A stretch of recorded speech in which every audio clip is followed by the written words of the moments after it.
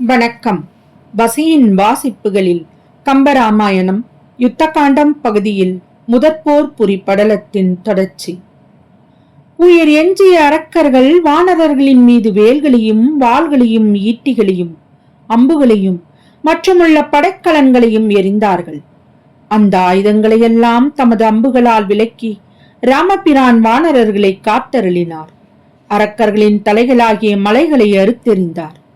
ராமபிரானை சுமந்து கொண்டு மனத்தை விட வேகமாகச் சென்ற அனுமன் ஒரு கணம் இவ்வுலகில் இருக்கின்றான் என்று கருதும் பொழுது வானில் தோன்றினான்.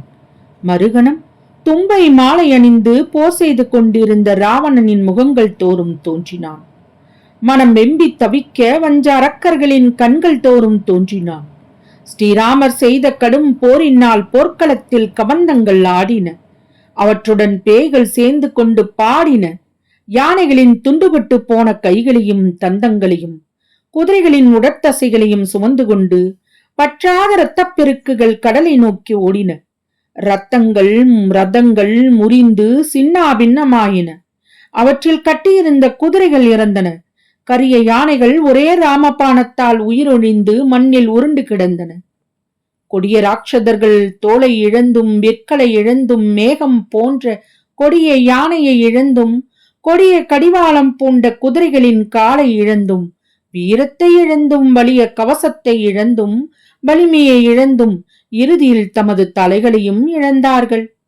அரக்க பெண்கள் தலைகளை இழந்த தமது கணவர்களை நெருங்கி அம்முண்டங்களுடன் யானை குதிரை போன்றவற்றின் தலைகளை சேர்த்து கடைசியில் தாம் சேர்த்தது தவறு என்று உணர்ந்து ஒன்றும் புரியாமல் மயங்கினார்கள். அப்போது அரக்கர்களின் வாயெல்லாம் ஆரவாரம் செய்யாமல் ஒடுங்கிவிட்டன. கண்கள் எல்லாம் தீப்பொறி வெளிப்பட நோக்கும் தன்மை ஒழிந்தன.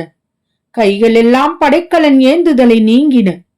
கால்களால் எழுந்த தூளி படலங்கள் உலகங்களையெல்லாம் கவிந்து கொள்ளுதலை ஒழிந்தன. முரசங்கள் ஒளியடங்கின. யமனாகிய கொடிய ராம பானங்கள் 100,000 அரக்கர்களை அழித்தொழித்தன.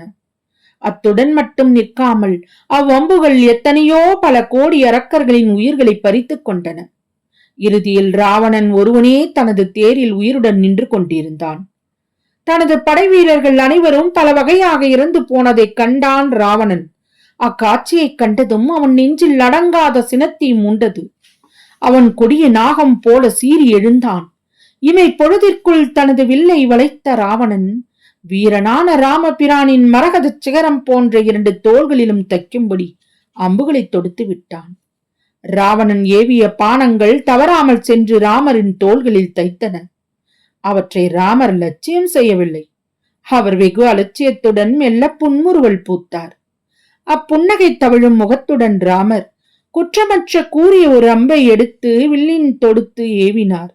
அந்த அம்பு யுகாந்த காலத்திலே பெருங்காற்று வீசும்போது மந்தரமலை நடுவிலே துண்டுபடுவது போல ராவணனுடைய வில்லை துண்டாக்கிற்று. தனது வில் ராமபாணத்தால் துண்டானதும் ராவணன் வேறொரு வில்லை எடுத்துக்கொண்டான். எடுத்த அந்த வில்லை அவன் வளைக்கும் முன் அதனையும் ராமர் அம்பு செலுத்தி துண்டாக்கினார். மற்றும் மரக்கர் வேந்தனின் தேர்க்குதிரைகளின் தலைகளையும் தமது அம்புகளால் ராமர் துண்டாக்கினார். அத்துடன் ராமர் விடவில்லை. ராவணனின் படைக்கலன்களையும் குடையையும் கொடிகளையும் துண்டித்த பின் அவனுடைய கவசத்தையும் அழித்தார். ராமபிரானால் தனது தேர்களை இழந்த இலங்கை மாமன்னன் தொடர்ந்து வெவ்வேறு தேர்களை கொண்டு வந்தான். அத்தேர்கள் யாவற்றையும் ராமரும் தமது அம்புகளால் வீணாக்கினார். அக்காட்சியைக் கண்டு போர்க்களத்தில் உயிர்களை கவர்ந்து செல்வதற்காக வந்து நின்ற யமனும் அச்சத்தால் கைகளை தூக்கி ஆடாமல் நின்றான். ராவணனோ மிகுந்த சீற்றம் கொண்டான். அப்போது ராமர் ஒரு அம்பினை ராவணனது கிரீடங்களை நோக்கி செலுத்தினார். அவ்வம்பு குறித்தவராமல் பல மணிகளை இழைத்துச் செய்யப்பட்ட மகுடங்களை முன்பு சூரியனும் உண்ணும் பழம் என்று எண்ணி அவனை பிடிக்க தாவிய பொழுது அனுமன் கொண்ட வேகத்துடனே சென்று தாக்கி கடலில் கொண்டு சென்று வீழ்த்தியது. அவ்வாறு விழுந்த ராவண மகுடங்கள் கொடிய காற்றால் மோதப்பட்டு மடங்கி விழுந்த மேருமலையைப் போல விளங்கின. மேலும் அம்மடி முனிகளின் சிதறி பொறியலாய்ப் போயின. போரை புரிந்தால் இதுவரை வெல்லும் தன்னை உடையவனான பெருவழி படைத்த ராவணன் சொல்லும் பொழுதுக்குள் ராமபாணத்தால் மணிமகுடங்களை இழந்தவனாய் ஒரே சமயத்தில் ஒளிவிடுகின்ற சூரியனையும் சந்திரனையும் இழந்த இரவையும் பகலையும் போல விளங்கினான். மற்றும் அவன் வாழ்வை கொடுக்கவும் கெடுக்கவும் வல்லமை பெற்ற நல்ல சிறந்த கவிஞன். அங்கதம் என்னும் ஒரு வசைப்பாட்டை பாட போற்றுதற்கு அருமையான தனது புகழை இழந்த ஒருவனைப் போலவும் அப்போது விளங்கினான். தனது மணிமுடிகளை இழந்த ராவணன் அக்கணத்தில் மிக்க நாணம் கொண்டான். உலகத்தவர் ஆரவாரிக்க அவன் முன்னிலும் தனது நிறம் கருக்க கால் விரலால் நிலத்தை கீறிக்கொண்டு நின்றான். அப்போது ராமபிரான் ராவணனின் தன்மையை கண்டார். ஆயுதமின்றி தம் எதிரே நிற்கும் பகைவனை கொல்வது பாவம் என்று அவர் கருதினார். அதனால் அவனை கொல்லுவதை அவர் நினைக்கவில்லை. மாறாக ராவணனை நோக்கி, இன்று உனது தீமை கெட்டது போலும். அறத்தை விட்டு அதர்மத்தால் பெரும் போர் செய்து வெல்லுதல் என்பது தேவர்களுக்கும் முடியாததாகும். இதனை நன்கு உன் மனதிலே கொள்வாய். பாவி, உன்னுடைய பேரூரில் உள்ள சுற்றத்தவருடனே இங்கிருந்து விலகிப் போவாய். இப்போது நீ என் கையால் இறந்திருப்பாய். ஆனால் நான் உன்னை கொல்லவில்லை. உனது தனிமையைக் கண்டு மிக்க இரக்கம் கொண்டு உன்னை நான் கொல்லாமல் விட்டேன்.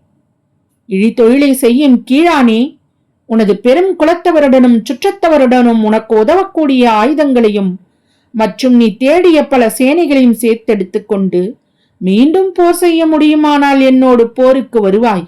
இல்லாவிட்டால் மறைந்து கொள்வாய். இனியாவது நீ சீதையை விட்டுவிடு மற்றும் சிறை வைத்திருக்கும் தேவர்களையும் விடுதலை செய்து அவர்களுக்குரிய பதவியை கொடு. அத்துடன் இல்லாமல் உனது தம்பி விபீஷ்ணனுக்கு உன்னுடைய அரசை கொடுத்து அவனுக்கு ஏவல் செய்வாய். நான் கூறிய இவற்றை நீ செய்து கொண்டிருப்பாயானால் உன் தலைகளை எனது அம்புகளால் அறுத்து தரையில் வைக்காமல் இருப்பேன். அப்படி இல்லாவிட்டால் என்னோடு நீ போர் செய்ய வேண்டும். அதற்கு உனக்கு பெரும் வலிமை வேண்டும். உனக்கு அத்திறம் இருந்தால் என் முன் நின்று போர் செய்து இறந்து போவாய். அவ்வாறு நீ இறந்து போனாலும் நல்லவனாவாய். என்னோடு போர் செய்வதால் உயிர் பிழைக்கலாம் என்று மட்டும் நினைத்து உயிரின் மேல் ஆசை வைக்காதே. அறக்கரை ஆள்கின்ற ஐயா, உனக்கு துணையாக இருந்த சேனைகள் காற்றால் மோதப்பட்ட பூளை பூண்டுகள் போலானவை கண்டாய். ஆகவே நீ இன்று போய் நாளைக்கு போருக்கு வா என்று கருணையோடு கூறி முடித்தார். கோசல நாட்டுக்குரிய மன்னராக இரக்க குணமுடைய ராமபிரான். தொடரும். வசியின் வாசிப்புகளை சப்ஸ்கிரைப் பண்ணுங்க, லைக் பண்ணுங்க, ஷேர் பண்ணுங்க. உங்க கருத்துக்களை கமெண்ட்ல பதிவு பண்ணுங்க. நன்றி.